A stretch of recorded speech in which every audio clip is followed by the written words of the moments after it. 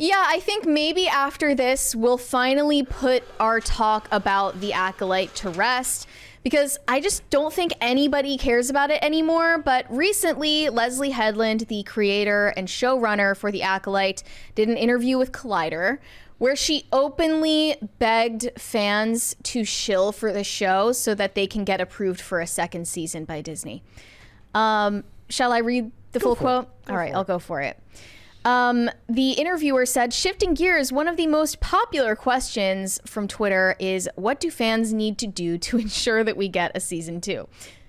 The obvious answer is that you should have watched the show. They should have watched the show. But they didn't, because we looked at the numbers. It would be interesting to see how much like companies like Disney, how much stock they use internet clout as a gauge for, like, is it 75%, who actually watches? Well, that fake ass stat that The Acolyte is the most popular since was because of impressions since online. Mandalorian. It was impressions online, which literally just means that people are dunking on you on Twitter, and those posts are going viral. Correct. But anyway, Leslye Headland said, truly any online support and love you can send the show.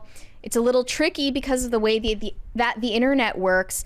But if you enjoy the show and you want to see more of the story, any support you can give on social media platforms would be super helpful to drown out all of the negativity. Sending love to the cast too. You've seen what Hayden Christensen went through. He's getting the love now, but give the love now if you enjoyed the performances. Even if you were kind of whatever on the show, if you enjoyed the performances, get on their social media, let them know you love them and that you support them and that their performances were great. That only works if there's something bad by comparison.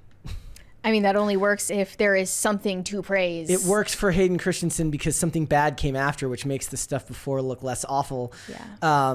It's like if the Disney Star Wars did one thing well, it was make people appreciate the prequels more than they ever did before, right? So you can't really do it in that order.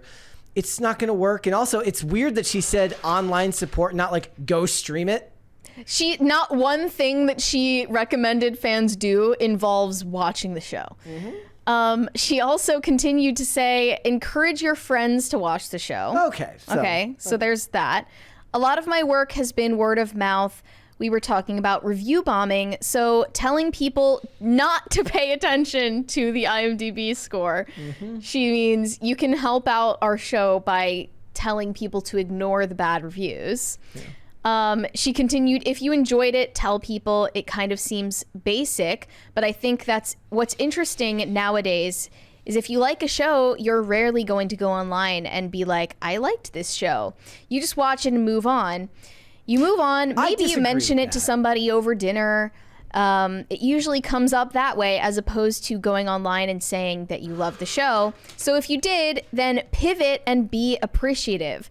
By the way, I know this is already happening, even though I'm not online. People have been sending me fun tweets and artwork and all of the ship comments. We already know where the ship comments are coming from. I'm absolutely loving it. I know it's out there, but if you aren't doing it, I would encourage you to do it and support the show. So thank you. She's wrong about that. People talk about stuff they like online all the time. Not in Star Wars, really. Not in the same way that they talk about things they dislike. That's absolutely true. But people do support things online, at least on Twitter. I get made fun of all the time for any time there's a national event going on. I'm talking about some TV show that I like or some movie that I like. I saw some positive comments for The Acolyte on Twitter. I saw plenty. But most of them were just saying, like, kind of retorts to what everyone else was saying, claiming that any fair criticism of the show is a hate train. Yeah. And, if you discredit people's criticisms just right out the gate and, paint with a broad brush that all of it is racism, all of it is people making up their minds before they've even seen it, then you've completely destroyed any relationship you could have had with that audience that needs to be convinced, right? You can't just rely on this shill Stan account audience of like a few dozen people to keep it afloat. But you said you think Disney is going to give them a second season. Just out of spite. Simply to spite the fans? I know. Look, if they can spend $180 million on this, they can do it again. That's an expensive F you. That's they just really made all that Inside expensive Out. risk. They just made all that Inside Out 2 money. They can shuffle it over there from Pixar. See, exactly. This is why I got mad about the success of Inside Out 2, because they'll have one movie that makes money and use that as their excuse for the next 5 years as to why nothing is wrong at Disney. Deadpool's gonna make this money. is fine. Yeah. In the Deadpool's burning gonna make house. money. Yeah. Yeah, Deadpool is probably going to do better as well. So they're going to have those 2 hits, and then they'll just subsidize the rest by their funny bookkeeping and all the other ways in which these things happen, and then they'll just keep making it. I have no doubt that things like this end up getting a second season. You sent me an insane take in regard to shipping. Did I? Oh, which one was it? I don't have it anymore. Yeah, well, first off, you sent me that tweet about... Oh, yeah, the one about The Last Jedi. OSHA choking Soul and someone responding and saying, all I see is a black person choking an Asian person. Yeah. Like when I read that, I was like, it made me grateful that I don't think that way, that wasn't a thought that even crossed my mind. And it just shows you how unbelievably poisoned so many people are by identity politics these days. And I just sent you the link to the Ray tweet. Yep. This person said, all of this so she wouldn't kiss the black guy she actually had chemistry with. I mean, they were too busy putting him with Poe. Anyways, so, right? The bromance with Poe. Right.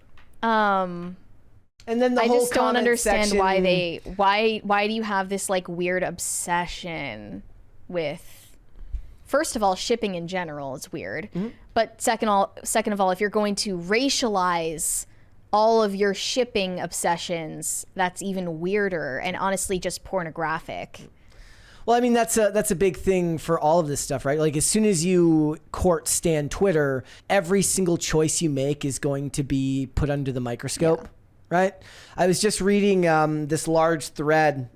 It's not really connected to that, but there was this large thread about, like, I guess Bobby Lashley might be leaving WWE, and they're talking about how Triple H is racist for not booking him as a wrestler better. And just imagine having to be thrown into this world where every decision you make, if you don't give them the one they want, is because they believe the most abhorrent of things about you, right? Like, claiming that someone is a racist is an extraordinary claim, and extraordinary claims require extraordinary evidence. And to do so in those respects, I don't really think that I can accept much outside of like them openly admitting it. You know, a lot of things go into business decisions, and most people who remember the hullabaloo around The Last Jedi and then what came after that with The Rise of Skywalker was, you know, everybody was pissed. And then they bring J.J. Abrams back in and they try to make everyone happy. And in the end, when you try to make everyone happy, you make nobody happy. And most people, when they saw that kiss between, you know, Kylo Ren and, you know, that they're like, why is this here? Like, it didn't make any sense to anyone. They're like, why is this in here? What do Rey, like, he's been awful to her for all the movies. Why are they doing this? It is a cliche though. Yeah. Yeah. We got a 20 from Carnell.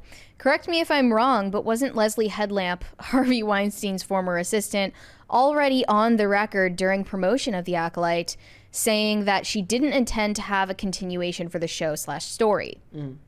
Yeah. Well, I guess plans changed because it didn't end as a self-contained limited series. It ended with a cliffhanger. A bad cliffhanger. Cliffhanger. A really, really hard to discern cliffhanger. A really stupid attempt at a cliffhanger. So I think she is hoping to get a second season of this. And this is what people in Hollywood do. They fail upwards, and it's probably going to work out for her. I mean, most of the time they do, right? Yeah. Like, I don't know why. I don't know if it's because we're outside of the realm of like the network TV model, you know, where it's 22 episodes a year and you're working 9 months at a time, 9 or 10 months at a time, and you live and die by the ratings. But without that rating system and advertisers to be there to organically tell you when your show's failing by not being willing to put ads on, you know, like, without that system anymore, it doesn't really matter. And it just feels more and more every day like when it comes to Hollywood, money is fake. It doesn't even exist anyways. There's like one person at Disney who has the nuclear codes to actually look at the viewing numbers on their shows because they do not want the media to know. Yep. They don't want the fans to know, and they're not going to tell the talent because it's not a meritocratic system. anymore. It hasn't been since streaming took over.